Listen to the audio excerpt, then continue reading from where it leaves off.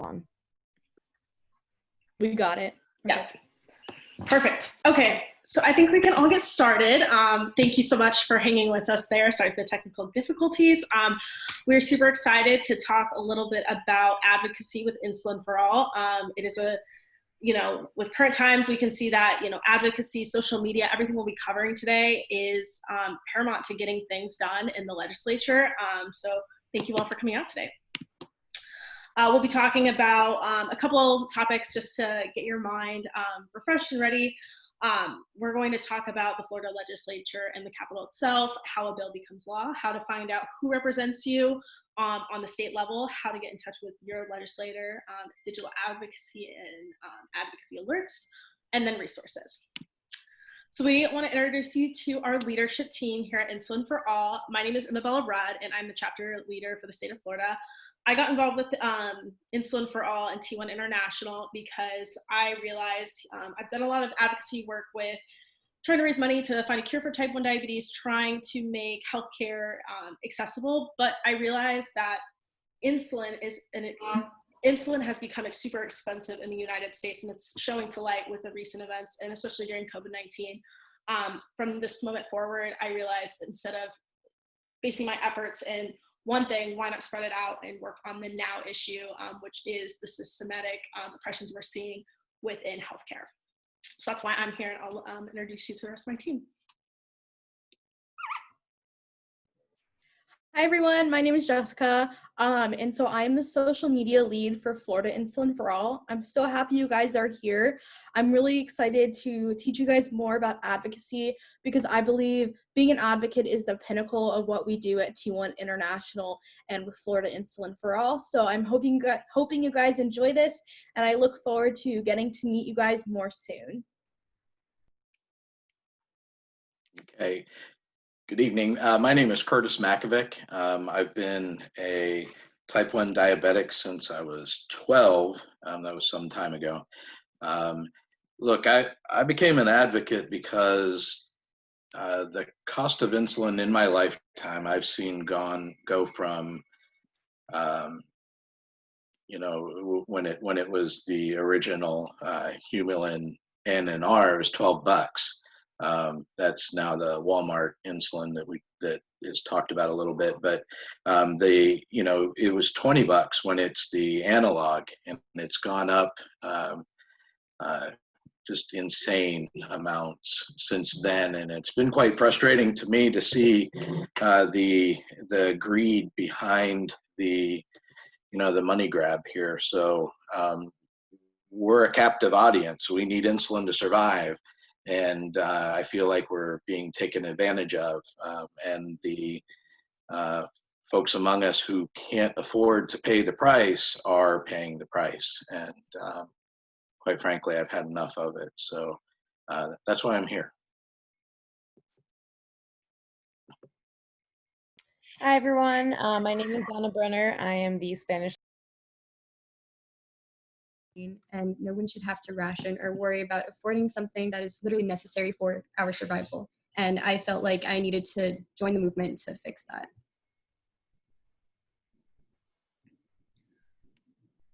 All right, I am so sorry about that, guys. I have never faced any more technical problems in a meeting. Thank you so much for introducing yourself. Sorry, I missed that part. Chelsea will be joining us in a little bit. He is our Communities of Color Outreach Lead, and he'll share a little bit more about his story later on. So first thing, we just want to address, our current situation we are facing here in the United States, and just want to show you guys our T1 International's statement, and just want to address one of the most important things and amazing things that you're all here today. T1 International addresses Black Lives Matter, and we want to work to help make these systems that we are facing here in the United States. We want to put them down. We are here today to advocate, and that's the most important thing. People of color in the United States are facing healthcare problems since the beginning, and just because COVID-19 has been affecting them disproportionately, this issue is finally shed to light. This isn't the first time this has happened. This has been going on for years, and when a system is made for people, for only a specific type of person, this is what we're facing today. And that's why we're here. People with diabetes all across the United States are facing these issues, no matter what community they're in. So we're happy to be working towards breaking this down and helping people get back on track.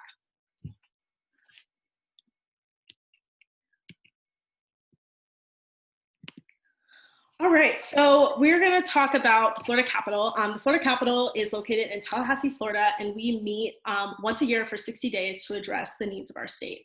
Committees typically start around September, and that's when all our legislators go up to the Capitol.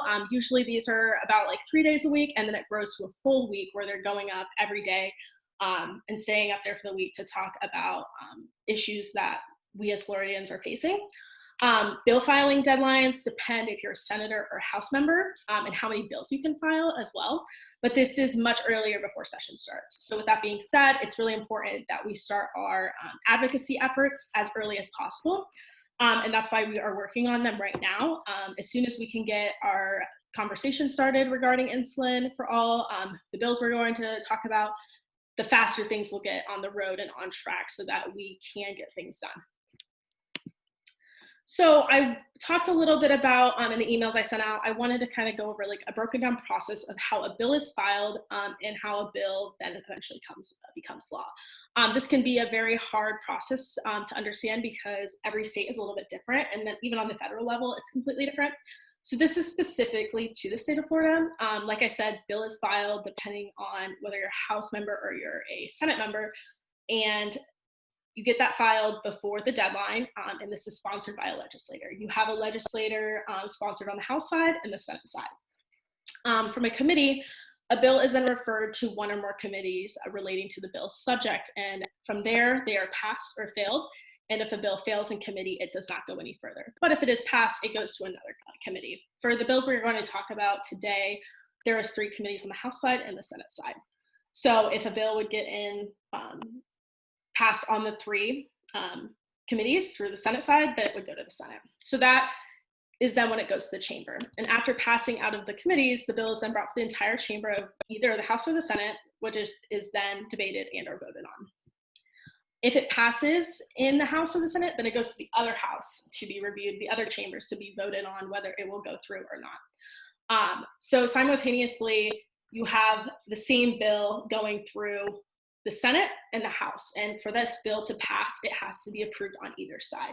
So it is a very lengthy process, and that's why sometimes legislation takes so long, because it is a hard process to go through. You know, we want to make sure the legislation being passed is reviewed over and over. And unfortunately, that's why sometimes it takes really great legislation up to 5 years to get into law. So then the governor of the state of Florida will sign the bill into law and or veto it. If they fail to act on it within 7 to 5 days, it automatically becomes law. And I also wanted to note at any time, which we will talk about in the copay bill we are working on, it could fail or go back and forth until a person decides that they don't want to file the bill again, or they want to keep pushing it until this passed. Okay, so I'm going to go over the 2 pieces of legislation that we're going to talk about today. The first is Senate Bill 116 and House Bill 109, very similar legislation on both sides of the legislature. It's a copay cap. I'm sorry about that. No, that's okay. It is a copay cap, and it was introduced by Senator Cruz from District 18 in Hillsborough in the last session, and it caps the cost sharing obligation of an insured person to $100 for a 30-day supply, regardless of how much insulin that 30-day supply translates to. It does cover a 30-day supply. It is directed at insured individuals, so it's important to keep that in mind. It does not address uninsured individuals, so 27% of the population. it did pass. The legislation passed the Banking and Insurance Subcommittee 8-0. So that was a good thing last year. It moved to the Appropriations Subcommittee on Ag, Environment, and General Government, where it was not heard. It died in that committee. And Emma Bella, you could talk to the additional support that we've gotten since then. For sure. Thank you so much, Curtis, for covering that. Speaking on this bill, we had a lot of momentum coming in from last session. However, we face an issue on the House side with the chair member of the first House committee it was supposed to go to. He was an emergency care doctor and unfortunately was funded by Big Pharma. Even though it was his last year in session, he refused to hear the bill. Unfortunately, we even went to the Speaker of the House and expressed our concerns, and he was on the same page as the chairman. So with that being said, unfortunately, within the government, especially on the Florida level, one or two people can stop a bill from going through. So in reaction to that, the Senate decided that they would not go forward with the bill on the Senate side, which it could have, but because conversation goes throughout, the Capitol there, the bill did not continue. But that doesn't mean that next session it can't be filed. And so Senator Cruz has been actively working to establish connections next session. And we also have very exciting news. Senator Broxson, who was the chair of the Banking and Insurance Committee, that it went unanimously through, meaning it was voted 8-0. He's actually sponsoring the bill. And what is really great about this is that the two sponsors will now be on both sides of the aisle, making this bill bipartisan. And a bill like this is kind of common sense. So when you think about having two people on different sides of the aisle, both parties will be represented on this bill, and most likely we will have better traction on it next year. Tremendous, thank you. So the next piece is a law that's referred to as Kevin's Law. It's an emergency prescription refill for life-sustaining medications, including insulin. Kevin's story is one that's worth talking to briefly. Yes, so Kevin's Law is a law that was made in remembrance of a man who had died because he could not access his insulin. Unfortunately, over a holiday weekend, Kevin went to pick up his insulin from the pharmacy, and his endocrinologist did not refill his prescription. So the pharmacist said, "I'm sorry, we don't have your prescription," even though he had been there, X amount of years, because, insulin we need to survive and to pick up every couple months. The pharmacist refused to give him his insulin. And because he was unfortunately able to access any insulin for that period of time, he unfortunately passed away.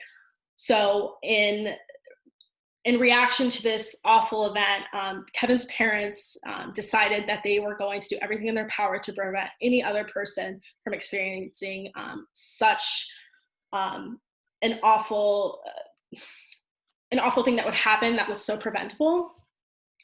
They were actually in Florida at the time, and Kevin was in Ohio.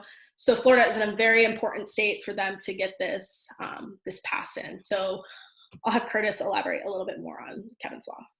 Right. So the statute exists today.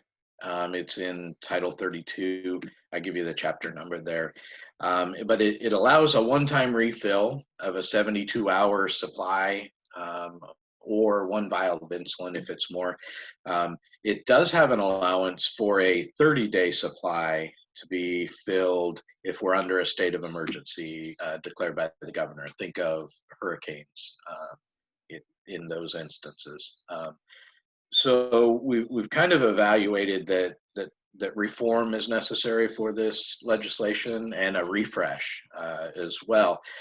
So as it sits today, it's interpreted to be that this is a one-time a year allowance that the pharmacist is given latitude towards any specific individual.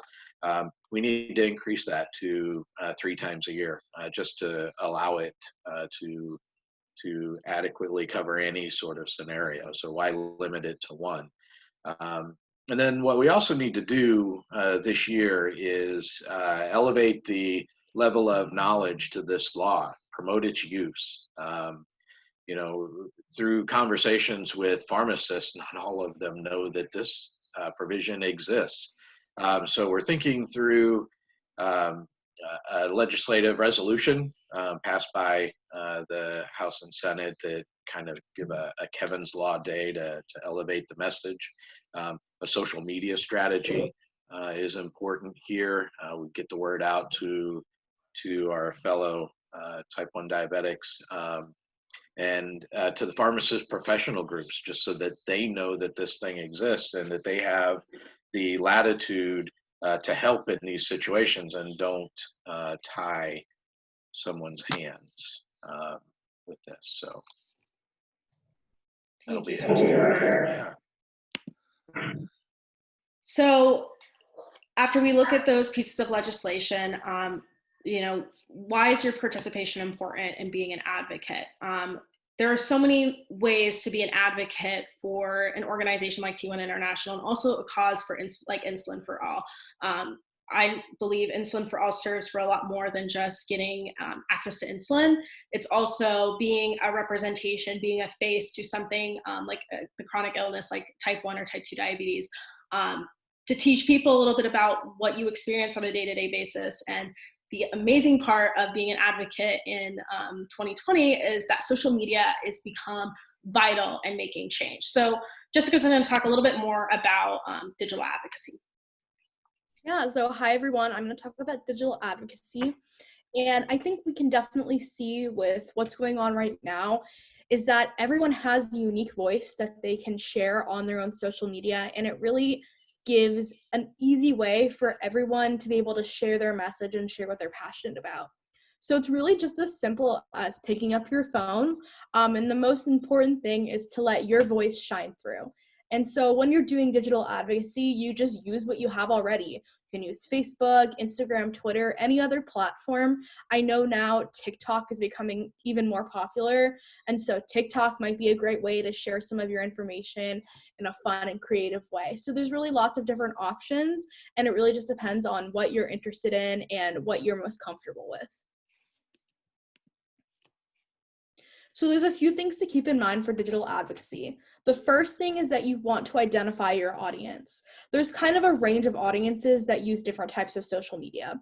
For example, you have on one end, you have Facebook, where generally Facebook is more of the people that you know in real life, and you're communicating with different friends and family members. And on Facebook, it's interesting because you can post articles, you can share long stories, and there's lots of different formats that you can post on Facebook. In the middle, you have Instagram, where it's generally you follow people that know you and that you know, but there's also opportunities to share things with people and to have people share different things from each other on Instagram. And then on the other end, you have Twitter, where a lot of times on Twitter, a tweet can become viral in instants. You can get thousands and thousands of likes and retweets. And so there's different messages and different people that you might be reaching with each platform. So you just want to keep that in mind. You don't want to, first of all, Twitter, there's a limit to how much you can post. So that's something to keep in mind. You also don't want to, you just want to keep that in mind when you're planning your content. So you're going to tailor your message for those who are seeing it. Next, you want to tell your story. I think this is the most important part of digital advocacy because everybody has their own unique story. My story with my experience with type 1 diabetes is going to be different than every single other person's. So everyone has their connection, even if whatever that connection is that you have with whatever issue you're dealing with, you should share that because that's what's going to get people, and that's what's going to get people to care about what you care about. And finally, you want to keep it simple and you want to educate. So you have to understand that those you're speaking with and those you're talking to aren't going to have the same level of knowledge about the issue that you do. For example, with insulin, many people might not know that insulin is something that is absolutely necessary to stay alive. They might think it's like Advil or Tylenol, where it's, if you get it, it's great, but if not, it's not a big deal. You have to teach people the basics and be willing to answer questions and be willing to be faced with people not knowing what your story is and not knowing the facts. And I think that's the most important thing to realize, is that you have to do some level of education. And I think doing your research and finding out different sources is also really important. So just in general, educate your audience about the basics. You know best. This is your story. If you had a question when you were learning about this issue, maybe answer that question, and be creative with what you're doing. So that kind of brings me to my next set of slides. So I have some examples of different things you can be posting. So this is for Instagram, and I'd like to thank Amabella for some of her slides that she has posted on Instagram. So on the left, you'll be able to see an example of Instagram story where you're making your own posts. So here Amabella was talking about the legislation that was going through the Senate earlier this year. And so she was educating, she used lots of different photos, she just kept it engaging. And I think on Instagram, it's really important to just make everything user friendly, because someone's going to be sliding through all of the different stories, so you want to catch their eye. And then on the right, we have examples of when you can share a graphic that some other account has made. So these are from me. I've shared different graphics from T1 International that are very user-friendly and easy to read and catch your eye. And someone who's scrolling through will see this and then maybe become more interested and ask questions. And you can easily add text to these and add question things and all those different things on Instagram stories. So next we have some Instagram posts, and we also feature Jasmine and Amabella on this section. So as you can see, Instagram posts, you have a little bit more freedom with how much text you're using. With Jasmine's post, she is like specifically showing like how much insulin costs and explaining that like just the vials in her hand costs so much money.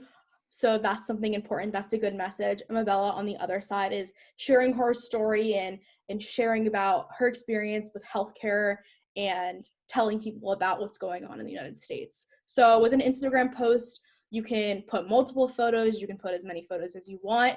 They can be whatever photos you want. It's really time to be creative and to just teach people something or tell your story. And so finally, some examples of Twitter. These are examples of actual tweets that have been tweeted. One of them actually went viral from an advocate, from another T1 International advocate, just kind of putting the cost of insulin in perspective, that it's literally the cost of a Nintendo Switch is 1 vial of insulin, and that went viral. And as you can see, like on the screen, like 385,000 people liked that tweet. So something simple like this that puts it in perspective and gets a lot of attention, I think is really important for Twitter, because you're limited with space on Twitter. So maybe posting something that's a little more jarring or a little more, I don't want to say sensational, but something that catches people's eyes and that type of thing is really good for Twitter. So just educating people, and then you can also use threads and photos on Twitter as well.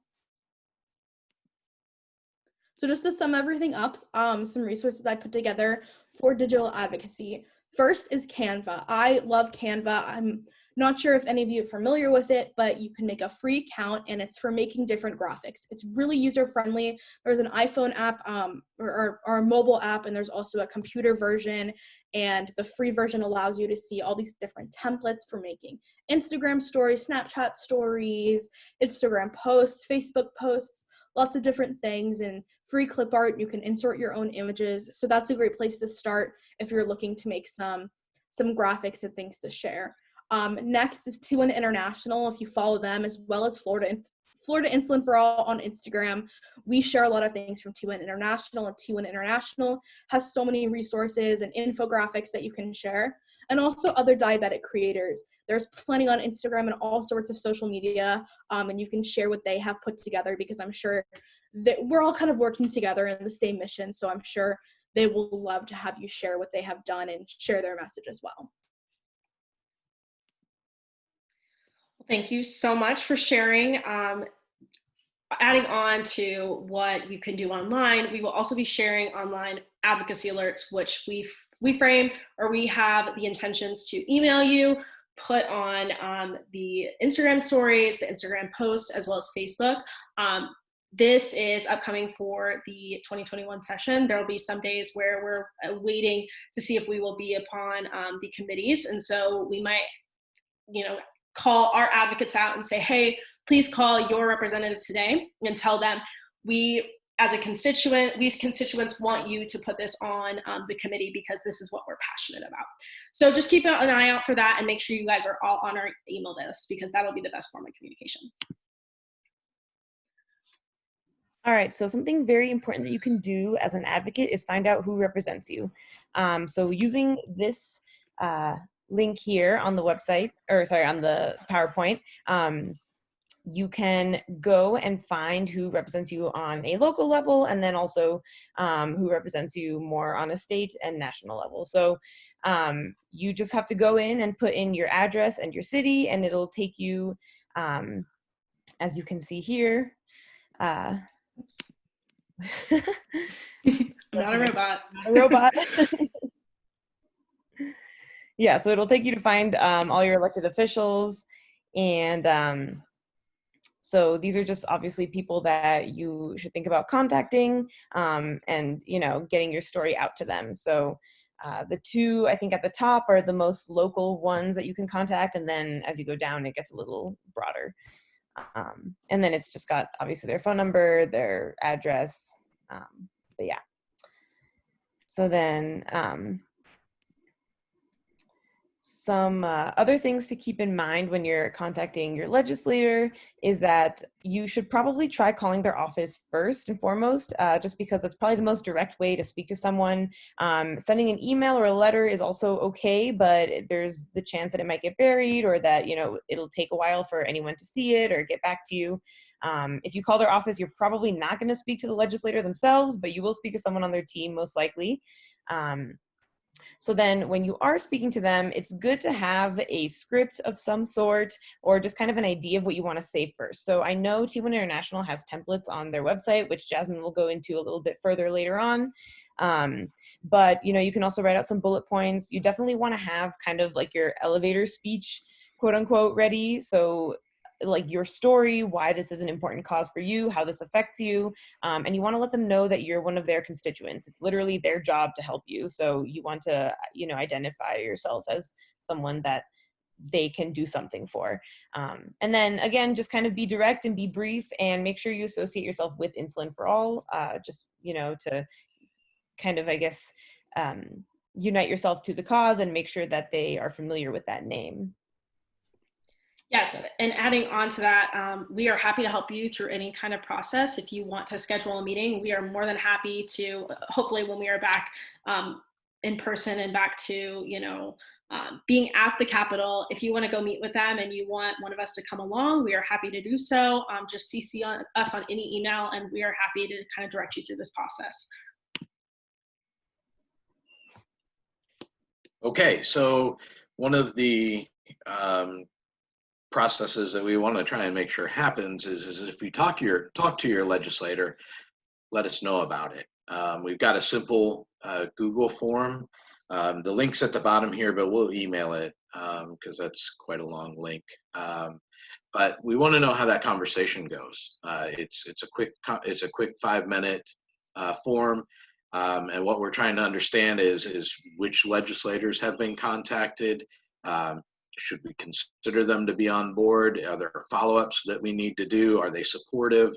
And general personal observations, but just that information from that form will populate a spreadsheet that'll help us track who's been contacted, and maybe more importantly, who hasn't yet been contacted, who we need to marshal resources towards reaching out to, that may be key to these conversations. So understanding how that conversation went will be real helpful to us. Yes, and adding on to that, legislators sometimes only speak, they're obligated to speak to the people they represent. With the issue we talked about earlier with the chairman who wouldn't hear our bill on his committee, unfortunately, we didn't have someone living in his district that could give him a call and request a meeting. Instead, he said, because none of you are represented in our district, we're not going to meet with you. So it is really important to start establishing relationships with the people who represent you, because that is their job. These people are just people. They may be public figures, but at the end of the day, they do have opinions, they do have beliefs, but they are there specifically because we voted them into office. So don't be afraid to reach out to them and introduce yourself. I think that is one of the greatest ways to get started, because once you share their story, they're really excited to help you in the most part. And if they don't, then we vote them out. But with that being said, this is a really great resource to just keep us in the loop with your conversations. Yeah, let me add one more piece to that.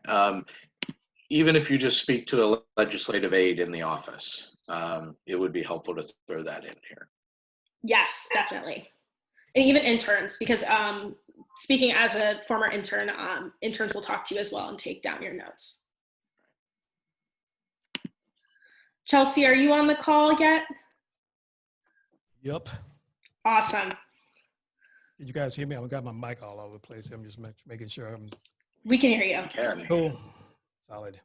Okay. I guess I'm the elder statesman in the room, as you can tell by this velvety smooth gray beard of mine. I was diagnosed back in 1989, probably far before any of you were born. And I was diagnosed when I was 25. So it wasn't like, like a lifelong thing for me. I was diagnosed as a kid, like many people are. So I went through the whole, gamut of, dealing with diabetes in I guess what would be considered the dark ages, so to speak. I mean, it was still using the really funky glucometers. It would just hack a hole in your finger just to draw blood, where you had to put a lot of blood almost that big to put on it just to get a decent, reading. Pumps weren't even talked about. I mean, oftentimes back then, if you even brought up a pump to an insurance company, they probably almost hang up on you. And so I came out of that, the 80s, went through the 90s, started out, regular insulin, then the 70/30s, and then on oral medications. So I went through back and forth with that. I didn't get on a pump till 2005. And then it was really easy. I was surprised at how easy it was to get a pump at the time, because I was still in the mindset of when I first was diagnosed, it's almost impossible. But around the time that I got my pump, I had already experienced vision loss in my right eye due to diabetic retinopathy. I actually experienced diabetic retinopathy in both eyes. It started out in the left, and I got the vision back in that eye with a vitrectomy. Then not too long after that, I lost vision in the right eye, and that vitrectomy didn't bring the vision back because the retina had detached. And also around that time, I was kind of in between jobs back and forth, and insulin got kind of hard to come by. It was around that time that I was introduced to the Walmart insulin. And so I went through that phase, and it was more or less just an obstacle course throughout the whole time that I was dealing with it. Now, around the time, maybe around the early 2000s, is when I started performing stand-up comedy. And at first, I never really talked about my diabetes on stage until I met a comedian named Robert Schimmel. And Robert Schimmel was living with cancer at that time. And he used to talk about his cancer a lot on stage. It became a large part of his act. He'd do, maybe 30 minutes of just his regular stuff. And then the last maybe 20, 15 minutes of his set would be about his cancer. And I got a chance to work with him and hang out with him. And he told me that was practically my duty to be on stage and to talk about my diabetes, because you never know who you're going to touch when you talk about it. And I learned that because one night after I had performed and did some jokes about my diabetes, a woman had come up to me, and I thought at first she was going to shake my hand. She pulled her pump out of her pocket and showed it to me. And she said she admired me for talking about my diabetes so publicly on stage, because she told me she had never really talked about it with anyone other than her husband. She didn't talk about it in open company. And that kind of took gave me pause. It was like, because in my head, it was like, I'll talk about it. I don't have a problem talking about it because one, it's a safety measure because people who are around me need to know what's wrong, what's going to happen to me in case something happens. Like I just came off a low right now. You probably saw me popping half of that Oreo in my mouth. But so it seems necessary to be able to talk about it and to be able to find that kind of, for lack of a better word, courage to be open about it because that might save your life one day. Because I've had a situation where I had a low and passed out in front of, it's kind of weird. This is the crazy part. This happened one night when I was at work and started having a low, got to the vending machine. Right when I stuck the dollar in, lights out. I was on the floor. And there was this old guy that came up and found me. Now, this was like night shift, like 2:00 in the morning. There was a heavy chance that nobody would have found me, you know. And mind you, this was a hospital I was in. And they took me upstairs, but they couldn't treat me because I was in a children's hospital. So they had to haul me about 4 miles away to the other hospital to treat a low. And they gave me like a Swanson's meal to eat to make my blood sugar up. So you can see me sitting in the emergency room eating a Swanson's pot pie or something. So it's those kind of experiences, the vision loss, the passing out, the dealing with the lack of insulin or lack of insurance, all those things, those are the reasons that I chose to advocate. Because I don't know if anybody else has been through as much as I have and deserve, and it seems like my obligation to express to people what I'm doing and let them know that they're not alone in this.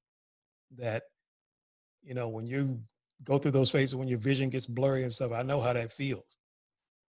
I know how it feels when the vision finally goes. I know what it feels like to just, you know, have to depend on someone, even though you've got this urge to be independent, where you have to let your guard down and have to be, lean on somebody, whether it be a relative or loved one or whatever. You never want to say, well, I'm not going to need a caregiver. Sometimes you do. And so around 2012, I was pretty heavy in that social media, and I met a lot of other different advocates in diabetes. And honestly, I didn't know there was such a thing as diabetes advocates at the time. And I met so many of them and started conversing and just constantly conversing, get involved in tweet chats and all this kind of stuff. This was before even Instagram came along. It was, heavy in the Twitter and Facebook. And eventually I developed a rapport with and found my tribe, the things that I never had when I was first diagnosed, because back then you had to go to meetings and all this kind of stuff face to face. There was no online groups that you could actually, contact other people. And so once I met them, I started making connections. Next thing you know, getting invited to speak or perform at different diabetes functions across the country, which gave me more opportunities to get in front of more people and meet more people and more advocates. And it became almost natural to me that I'd be able to get in front of people and talk about my diabetes and help them understand that they're not alone. And the thing that I found most rewarding about this is when someone comes up and tells you, says thank you, because when they tell you thank you, it lets you know that they've been kind of hiding. They haven't been able to express themselves or actually let people know how they feel with having this condition, because there's a lot of isolation that comes with it. And I know I'm preaching to the choir right now, but there is a lot of isolation, and some of it. So you can imagine someone who's already an introvert having to live with diabetes. They may not ever get online. And now you've also got people my age who may not be as computer savvy, that are isolating themselves indoors and not getting out and living. They don't think they can live with diabetes and still be living, I guess, lack of a better word, a natural life, I guess you could say. And so I think it's our responsibility with our experiences to go out and teach people and then enlighten others, and definitely enlighten people who don't know anything about diabetes. Because I go through that a lot, especially online, because I've gotten pretty heavy in the online and getting in the fights. Yep, do it all the time. Um, I like to push buttons in a sense, but if I got to make my point, then I'm going to make my point. Um, and so I guess that second slide, oh yeah, this is a little bit of my motivation. These little memes that I find, and I actually made the one on the right, the agitate, agitate, agitate. It's one of my favorite quotes from Frederick Douglass. For me, you got to keep stirring the pot. You look at what's been going on this past week, and Chris Rock had this joke, said there's this, have y'all heard about this new software? It helps you find out who your racist friends are. It's called Facebook. Nothing could be truer, because I found out past couple of days that one of my coworkers, she ain't no ally. Okay. Not in the least. I found out on Facebook. When we're at work, everything's all hunky-dory, cool, aha, smiling, all this kind of stuff. But on the back end, she has no use for my rights, for my well-being, and in my opinion, for my overall person, as a person. She has no respect for it. And so that's why I choose to agitate, agitate, agitate, because some people are just going to have to understand. And one, I don't know, that other meme may not have fit in there. It said that, your friends are going to be, they're either going to be mules or they're going to be asses.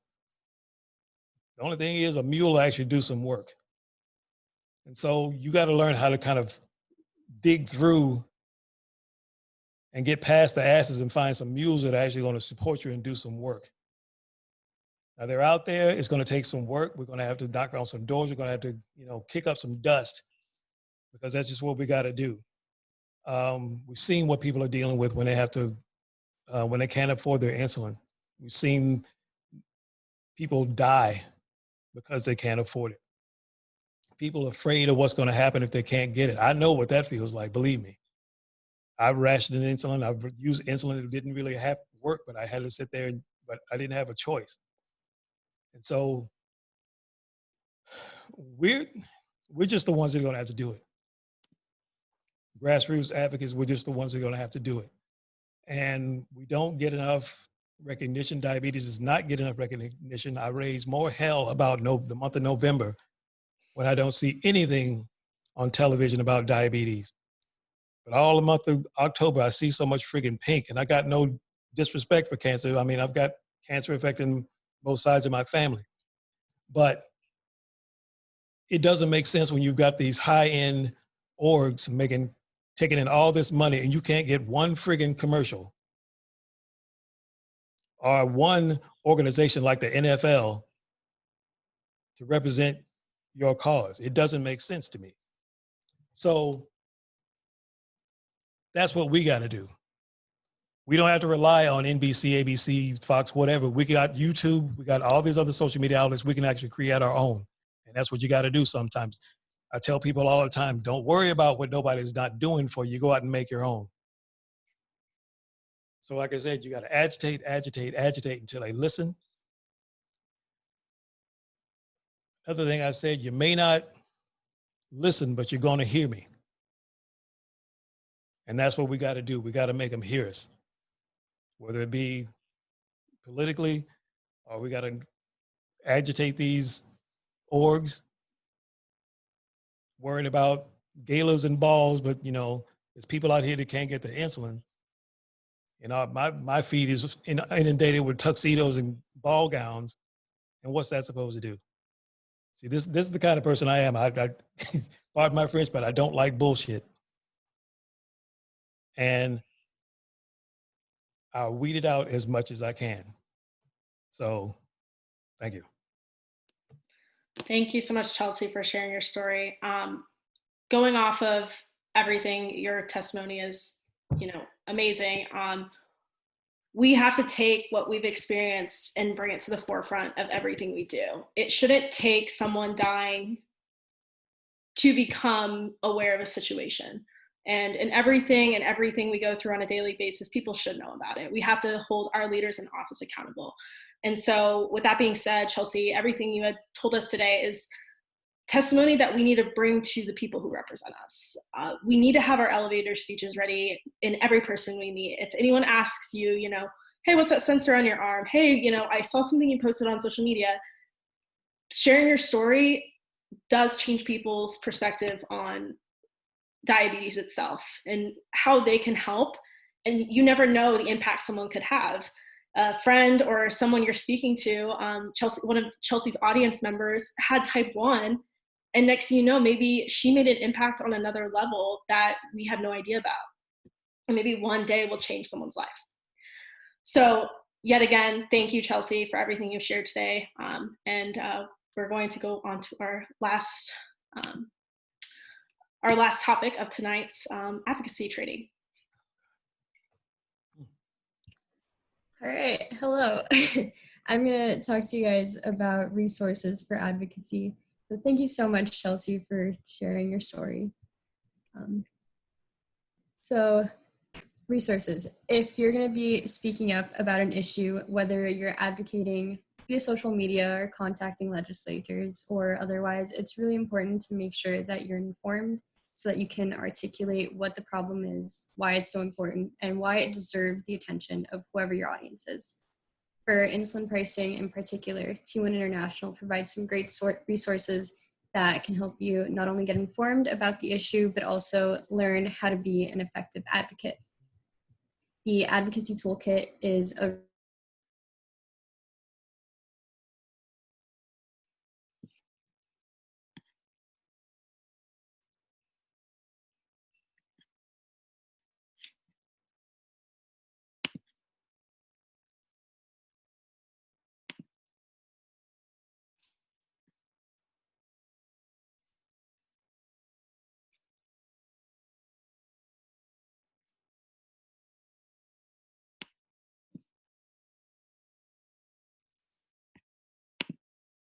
edited and sent to representatives, and a phone script to guide you if you want to call their offices directly. And these can all be found on T1 International's website if you want to look at that.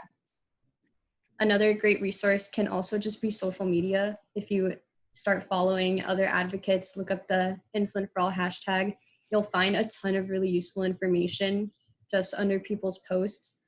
And some people also share the articles that they come across that are relevant and any resources that they themselves use. And also, Google is your friend. Before I make any claim on social media, I try to make sure that I can back it up with a source, because people might try to argue with you and try to discredit you, and you just always want to make sure that you can defend your position.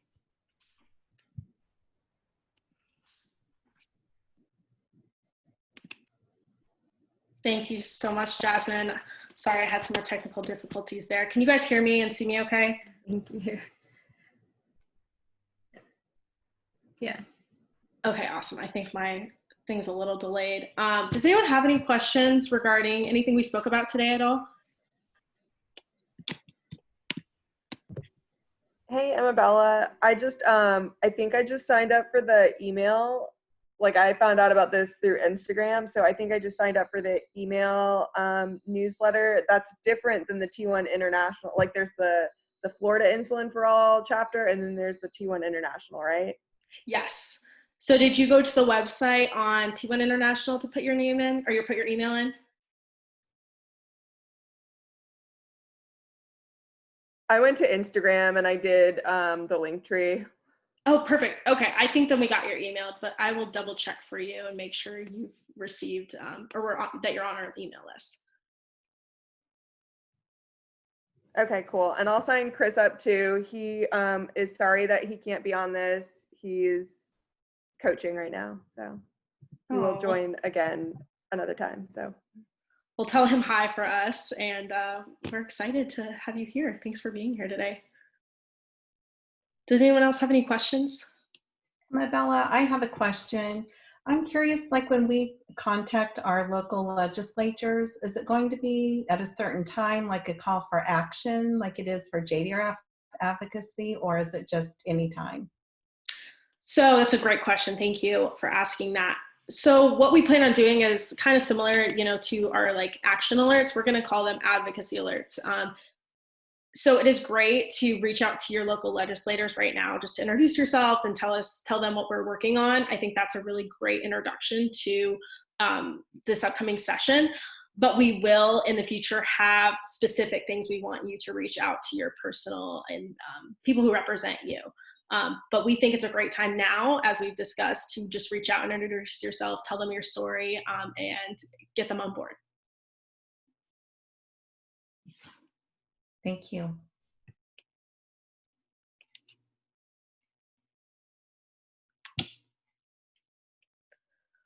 All right.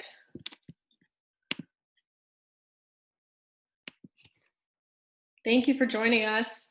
Does anyone else have any questions or comments on how you think it went today? Anything you guys want to see in the future in our next advocacy training days that would be helpful?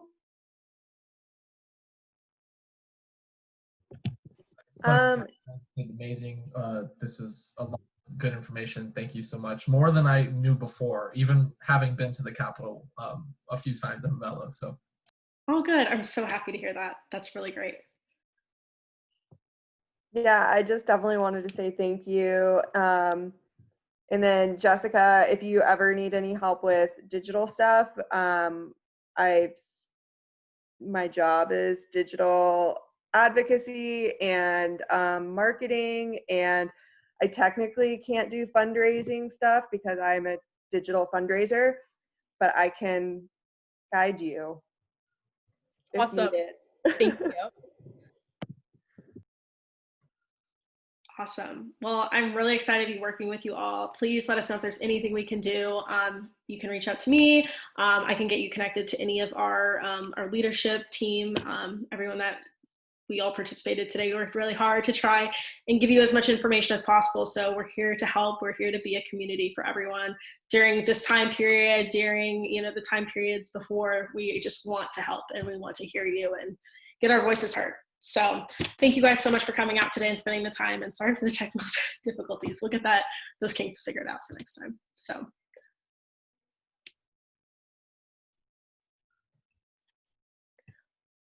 Thank you all for coming tonight, and let us know if we can help you in the future. See you guys later. Okay. I know.